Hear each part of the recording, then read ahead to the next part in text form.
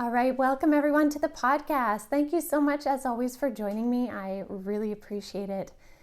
Now I'm so excited to talk about this topic today on the podcast. It's very near and dear to my heart, as I know it will be for many of you. And it's about how do we talk to kids about spirituality and all of the things that are within that word, spirituality. So this is, like I said, so near and dear to my heart because I have had many of these conversations with my kids, and even my family and even my kids' friends when they have questions and stuff has given me the opportunity to explore how do we talk to kids about this? How do we do it in a right way where it's not too much? How do we talk about those tough questions like what happens when we die? Are there ghosts? What is God, right? These are all big questions, and it's really neat to try and explore the way in which we can present it in a way that is not intimidating for kids, in a way that is not overwhelming, but also interesting. And a lot of that really has to do with the way in which we choose to engage with them, I find. So one of the first things I want to say, I have several points to bring up today. So what do we have? 1, 2, 3, 4, 5, 6, 7. Several points.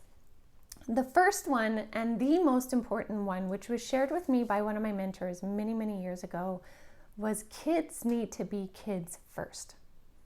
Let them be kids. And what that means is allow them the space and the opportunity to be curious, to discover the world through their eyes without heavy influence of what should be. Because inevitably, one thing I want to say very clearly is all roads will lead back to source. So whether the path is deeply religious in whichever religion, or it is spiritual, or it is pagan, it is druid, it doesn't subscribe to anything in particular, all roads eventually lead back to source anyway.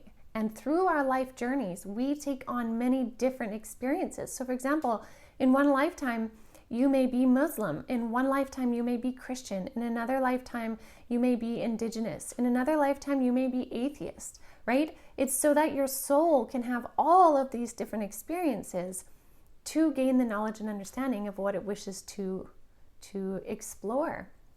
And so that's why it's really important that we allow kids the time to be kids and not overwhelm them with what should be.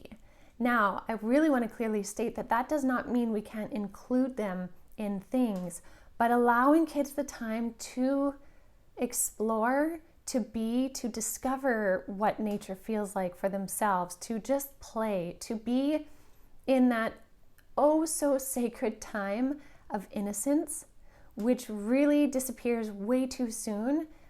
One of the best things we can always do is allow children to honor that time of innocence where everything is new, everything is fresh. The world is this magnificent place to explore, and there's beauty around every corner. And I do realize that some situations are not that for some children. But again, I'm going to talk in general senses here because in general, the childlike nature that we have, that innocence, is just so paramount in setting the stage for how our life can unfold. So first of all is let them be kids.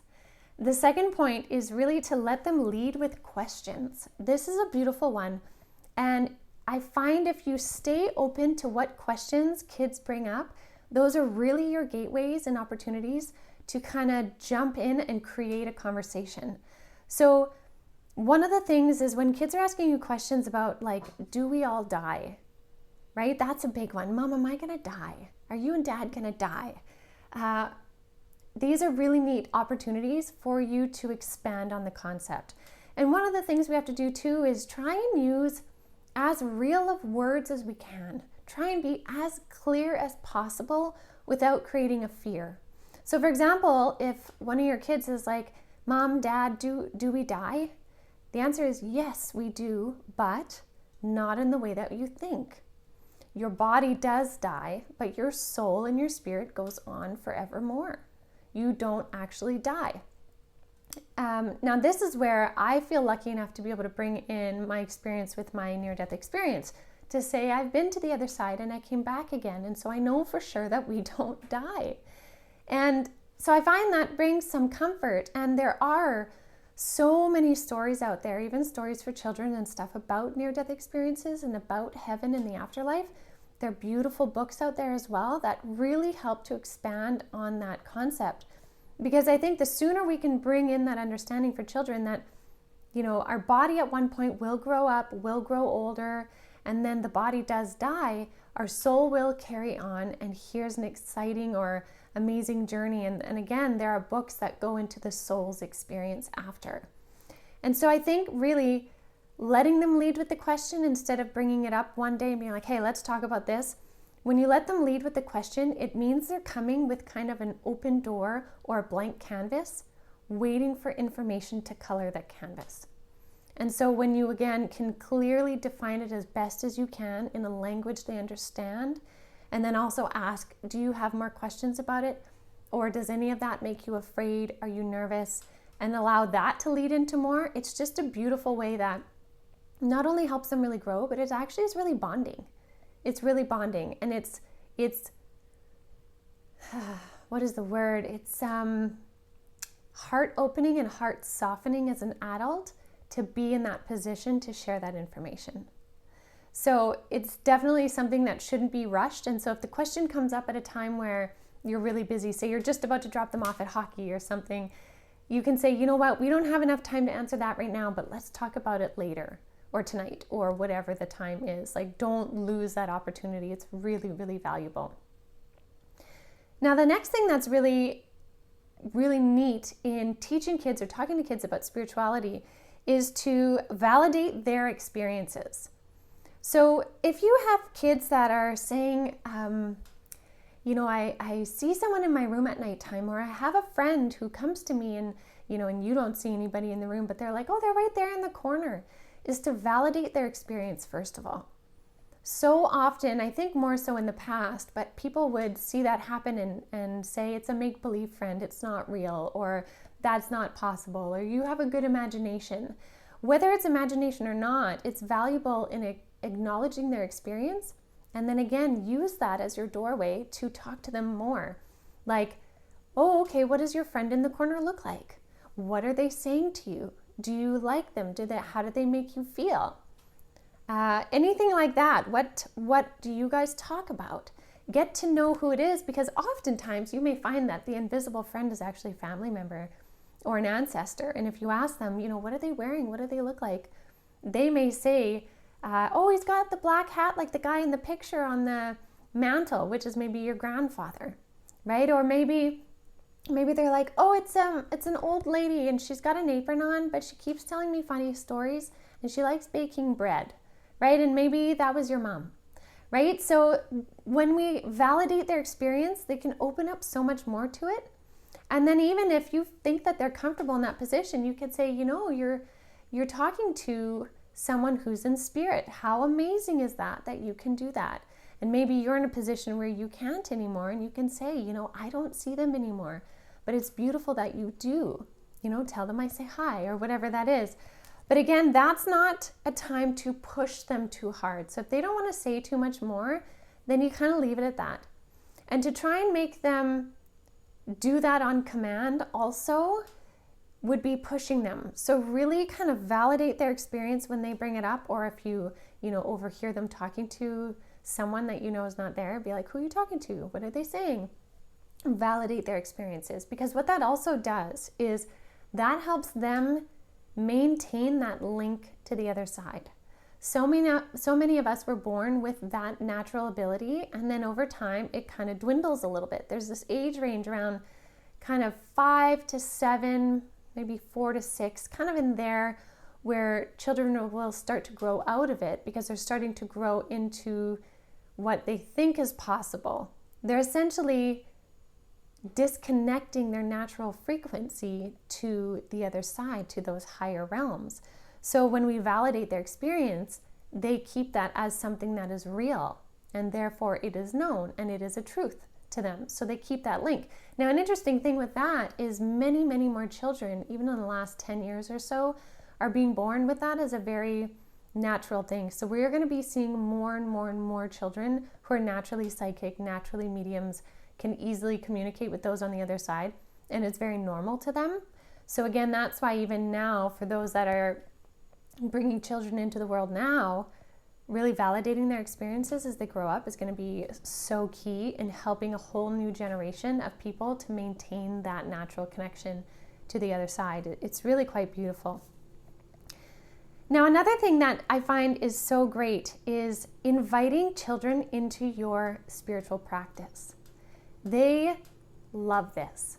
Now, I want to say that most oftentimes when you invite them into a spiritual practice, first of all, you always want to make sure you're picking one that is age appropriate to them. And what I mean by that is something like if you had maybe a 5 or 6 year old who was like, "Mommy, can I come meditate with you?" But your meditation practice is normally like deep breath work, like intense breath work, where if somebody saw you and didn't understand what was happening, they may think you're hyperventilating. To a little kid, if your eyes are closed and you're hyper-focused like that and you're breathing like that, that could make them really nervous. It could make them a little bit afraid because they don't understand what you're creating. So instead, you could bring them into maybe a gentle, calming breath meditation where, you breathe in, hold your breath for 2-3 seconds and breathe out. And you can also take that practice and make it relatable to them by, pretend to be a giraffe whose head is really high and breathing air from the top of the trees, and then relax and bring it down the tree and breathe out. Like whatever your imagery would be, invite them in to your spiritual practice, especially if they're really curious. Another one that I've done with my kids several times before is like on the equinoxes or the solstice. We will sit around the table. It's very simple, but I will make a pot to boil on the stove of really yummy smelling things like cinnamon, cloves, oranges, something to kind of clean the house, clear the house energy instead of saging and all of that. And so what we'll do is in this big pot of water, I'll have all the different things around the table and everybody gets to pick what they want to add into the pot.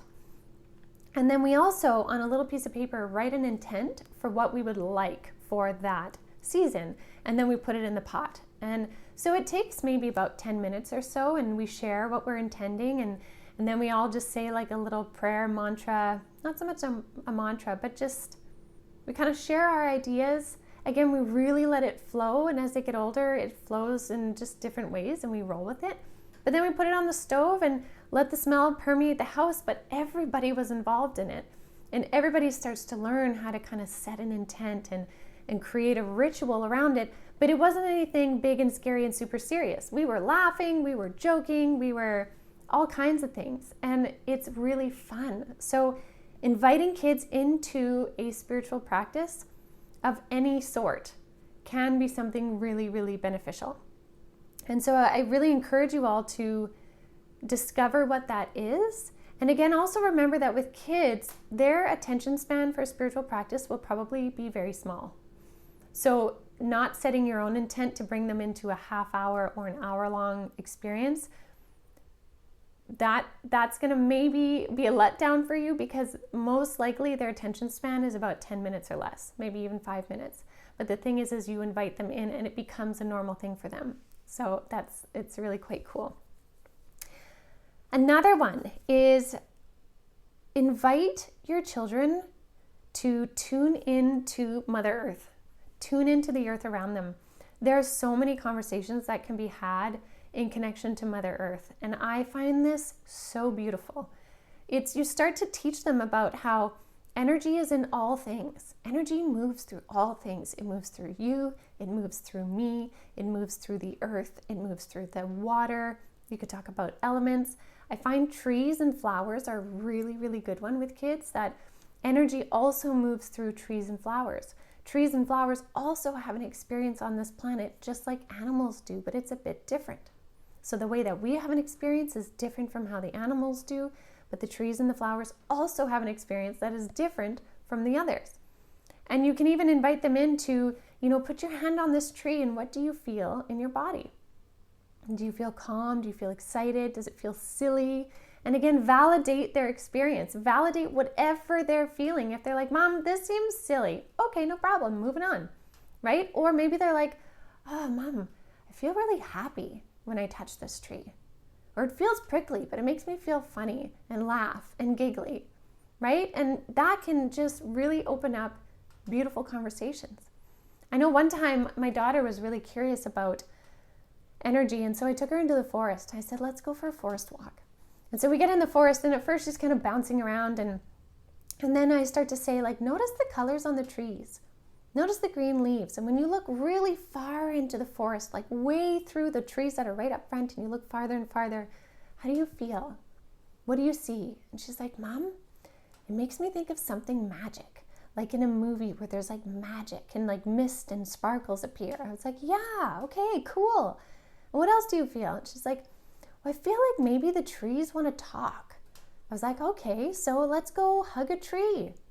And she's like, oh, that's silly. I'm like, no, let's go hug a tree. Come on. And I go and I hug a tree, and she goes and hugs a tree.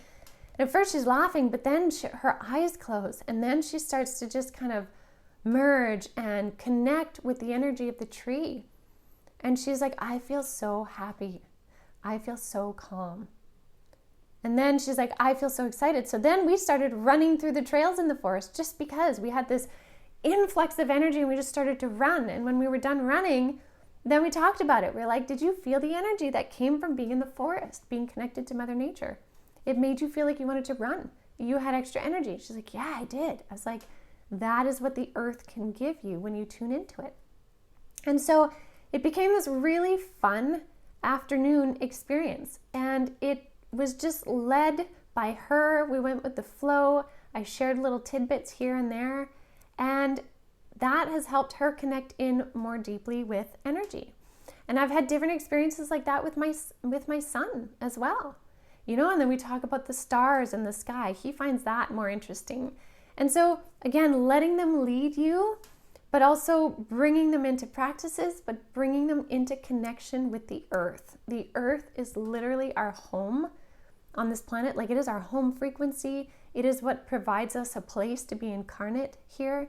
It is so valuable as part of the roots of our beings that helping your kids create that connection to the earth is really, really valuable. There's so much more energy that's going to be coming through the earth as well. And so they'll be able to tap into that.